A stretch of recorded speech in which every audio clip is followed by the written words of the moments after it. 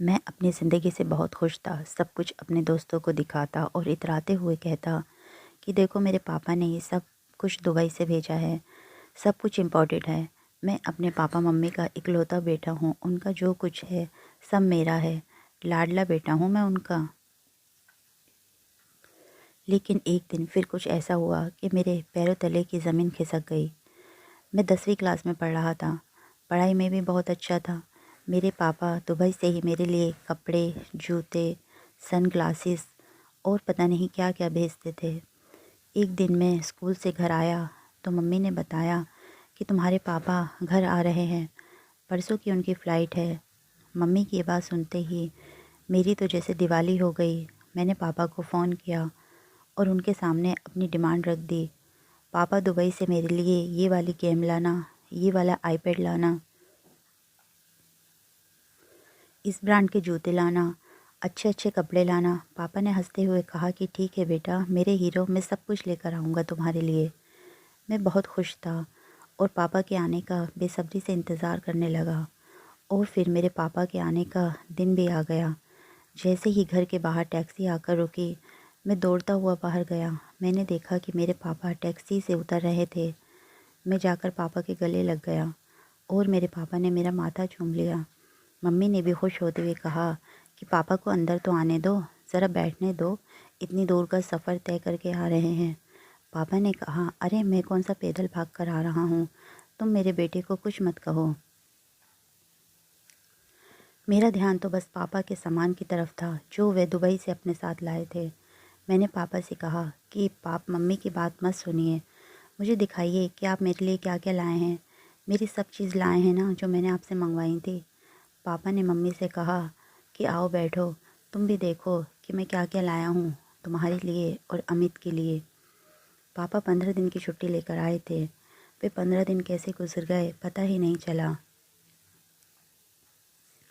और फिर पापा वापस दुबई चले गए। मैं तो बस पापा की लाई हुई चीज़ों में मग्न था। मैं अपने दोस्तों को पापा की लाई हुई घड़ी, शूज़, गेम दिखाता तो वे चिढ़ते हुए कहते, यार अमित, तू तो बहुत लकी है, मज़े हैं तेरे। ये सुनकर मैं खुशी से झूम उठता था। पापा को वापस दुबई गए हुए 6 महीने होने वाले थे। मम्मी की तबीयत कुछ ठीक नहीं रहती थी। एक दिन पापा का फ़ोन आया और मुझसे बोले कि बेटा, अपनी मम्मी का ध्यान रखा करो, उन्हें डॉक्टर के पास चेकअप के लिए ले जाया करो। मैं तो वहाँ नहीं हूँ, तुम्हें ही मम्मी का ध्यान रखना होगा। मैंने पूछा, पापा मम्मी को हुआ क्या है? सारा सारा दिन सोती रहती हैं, खाना भी नहीं खाती हैं और खाती हैं तो उल्टी कर देती हैं। मुझे बुलाती हैं जैसे कुछ कहना हो और फिर चुप होकर बैठ जाती हैं। पापा आप ही बता दीजिए कि मम्मी को क्या हुआ है। पापा ने कहा कि बेटा, तुम अकेले थे ना, इसलिए भगवान ने तुमसे छोटा भाई या बहन भेजा है जो थोड़े दिनों में तुम्हारे पास आ जाएगा। ये सुनते ही मुझे करंट लगा। मैंने कहा, पापा आप ये क्या कह रहे हैं? मुझे नहीं चाहिए कोई भाई बहन। ये कहकर मैंने फ़ोन काट दिया और मम्मी से जाकर पूछने लगा कि मम्मी, ये पापा क्या कह रहे हैं? मुझे नहीं चाहिए कोई भाई बहन, मैं अकेला ही ठीक हूँ। मेरे सारे दोस्त मेरी हंसी उड़ाएंगे। मम्मी ने कहा, बेटा कुछ चीज़ें हमारे हाथ में नहीं होती हैं, जब ऊपर वाला देता है तो हमें लेना ही पड़ता है। मैं अपने कमरे में जाकर रोने लगा और रोते रोते सो गया। कुछ दिन तक मैंने मम्मी से बात नहीं की। फिर एक दिन पापा ने फ़ोन करके कहा कि बेटा, मुझे छुट्टी नहीं मिल रही है। अगर तुम अपने मम्मी का ध्यान नहीं रखोगे तो कौन रखेगा? कल तुम अपनी मम्मी के साथ हॉस्पिटल चले जाना, उनका अल्ट्रासाउंड होना है। मैं पापा को ना नहीं बोल सकता था, इसलिए अगले दिन मैं मम्मी के साथ हॉस्पिटल चला गया। अब मैं मम्मी का ध्यान रखने लगा था। कपड़े धोता, घर की सफाई करता, मम्मी को अपने हाथ से खाना खिलाता, अपनी सारी चीज़ों को जगह पर रख देता था। एक दिन मम्मी के पेट में बहुत ज़्यादा दर्द हो रहा था। मम्मी ने मुझसे कहा कि बेटा, तुम टैक्सी ले आओ, हमें हॉस्पिटल जाना है। मैं मम्मी को अस्पताल ले गया और अगले दिन सुबह नर्स ने आकर बताया कि तुम्हारी छोटी बहन आई है। मुझे समझ में नहीं आ रहा था मुझे खुश होना चाहिए या नहीं। 3 दिन बाद मम्मी की अस्पताल से छुट्टी हो गई और हम घर आ गए। पापा ने मुझे फ़ोन पर बहुत शाबाशी दी और कहा कि अब की बार आऊँगा तो तुम्हारे लिए बहुत सारे गिफ्ट लाऊँगा। मेरी बहन 1 महीने की हो गई थी। मम्मी ने उसका नाम गुड़िया रखा था। वह बहुत ही सुंदर थी, बिल्कुल किसी बॉबी डॉल की तरह। गोरे गोरे गाल, बड़ी बड़ी आंखें। हंसती थी तो बहुत प्यारी लगती थी। एक रात मम्मी को बहुत तेज़ बुखार था। मैंने मम्मी को दवाई दे दी थी, लेकिन उनका बुखार उतर ही नहीं रहा था। गुड़िया बहुत तेज़ रो रही थी। मम्मी ने मुझसे आकर कहा कि बेटा इसे दूध पिला दो, लेकिन मुझे तो दूध पिलाना आता ही नहीं था। मैं उसकी फीडर में दूध लाया और उसे पिलाने लगा, लेकिन वह रोए जा रही थी। मैंने उसे गोद में लेकर हिलाया और फिर आराम से फीडर उसके मुंह में लगाया तो वह दूध पीकर सो गई। मैं भी वहीं उसके पास सो गया। सुबह उसकी आवाज़ से मेरी आँख खुली। वो ज़ोर ज़ोर से रो रही थी। मैंने मम्मी को आवाज़ दी, लेकिन मम्मी की आँख ही नहीं खुल रही थी। मैंने जाकर मम्मी को हिलाया तो मेरी मम्मी कुछ भी नहीं बोली। मैंने पापा को फ़ोन करके बताया कि पापा, मम्मी कुछ बोल ही नहीं रही हैं। गुड़िया भी बहुत ज़्यादा रो रही है। पापा ने कहा तुम गुड़िया को चुप कराओ, मैं किसी को भेजता हूँ। पापा ने फ़ोन करके पड़ोस वाली आंटी को भेजा। उन्होंने आकर मम्मी को देखा और बोली, बेटा तुम्हारी मम्मी इस दुनिया से जा चुकी हैं। मैं रोने लगा। उन्होंने पापा को फ़ोन किया तो पापा ने उनसे कह दिया कि आप अंतिम संस्कार करा दीजिए, मैं तो आ नहीं सकूँगा। मम्मी का अंतिम संस्कार हो गया था और अब सब लोग घर से जा चुके थे। घर में बस मैं और गुड़िया थे। मुझे मम्मी की बहुत याद आ रही थी। अब मुझे ऐसा लग रहा था कि गुड़िया का मेरे अलावा कोई नहीं है, मुझे ही उसकी देखभाल करनी है। अब गुड़िया को मैंने वैसे ही ध्यान रखना शुरू कर दिया जैसे मम्मी रखती थी। मैंने पापा को बहुत फ़ोन किए, मगर पापा नहीं आए। वह तो बस अकाउंट में पैसे डाल देते थे, कोरियर से सामान भेज दिया करते थे। समय बीतते गया। अब गुड़िया 5 साल की हो गई थी। मैंने उसका एडमिशन एक अच्छे स्कूल में करवा दिया था। उसे स्कूल में भेजकर मैं कॉलेज चला जाता था। एक दिन मैं ट्रैफिक जैम में फंस गया और स्कूल पहुंचने में देर हो गई। मैंने स्कूल में जाकर चौकीदार से बोला कि मेरी बहन गुड़िया को ले आए। उसने आकर बताया कि स्कूल में तो कोई भी बच्चा नहीं है, सारे बच्चे जा चुके हैं। ये सुनते ही मुझे चक्कर आ गया।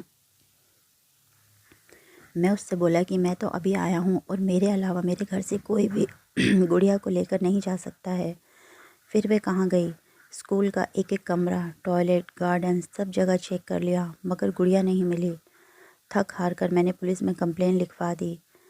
मुझे बहुत रोना आ रहा था और गुड़िया की भी बहुत ज़्यादा चिंता हो रही थी। मेरे समझ में नहीं आ रहा था कि मैं पापा को क्या जवाब दूंगा। मुझे ना तो भूख लगती थी और ना ही प्यास। मैं बस पागलों की तरह गुड़िया को ढूंढता रहता था। वह मेरे लिए कितनी अहम थी, उसका एहसास मुझे अब हो रहा था। बहुत समय बीत गया, परंतु गुड़िया नहीं मिली। लगभग 5 साल बीत गए थे। मेरी एक ऑफ़िस में जॉब लग गई थी। एक दिन मैं ऑफ़िस गया तो मेरे सारे कलीग हंस रहे थे। मैंने पूछा, क्या बात है? तुम सब लोग किस बात पर हंस रहे हो? उन्होंने बताया कि यार, ये पियोन एक लड़की को लाया है और कह रहा है कि वह मेरी बेटी है। आज मेरी तबीयत ठीक नहीं थी तो मैं उसे साथ लेकर आ गया हूँ। ये काम करने में मेरी मदद करेगी, मगर वह तो कहीं से भी उसकी बेटी नहीं लग रही है।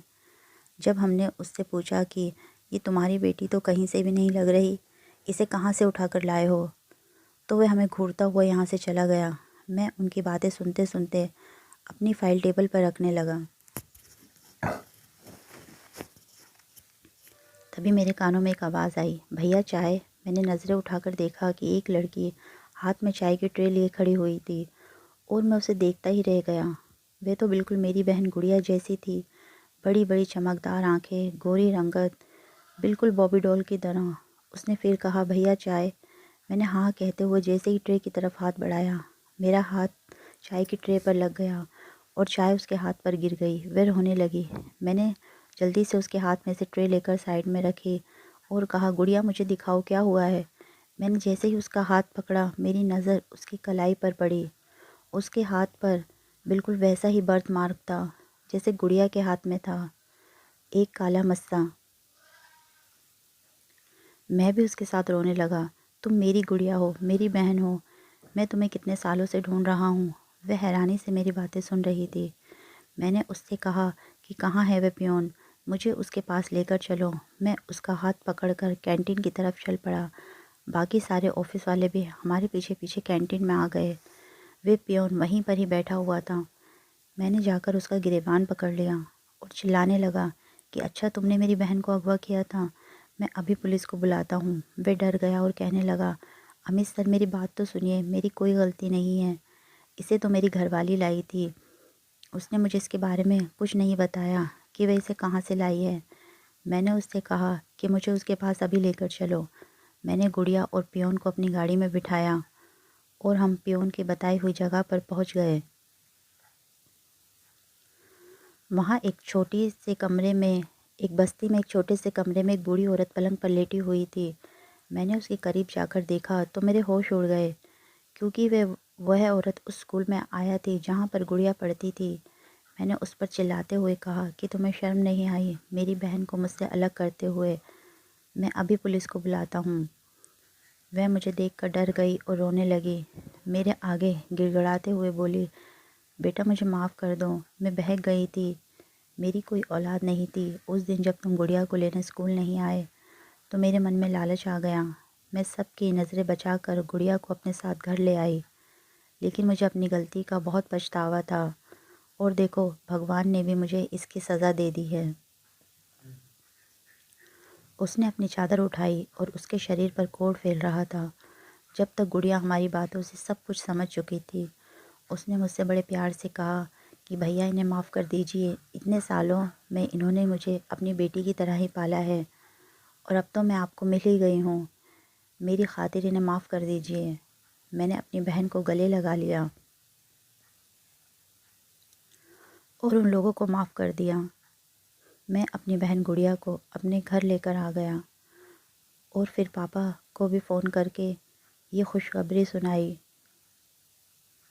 मेरे पापा भी बहुत खुश हुए और मुझसे बोले, मैं जल्द ही तुम दोनों से मिलने आऊँगा।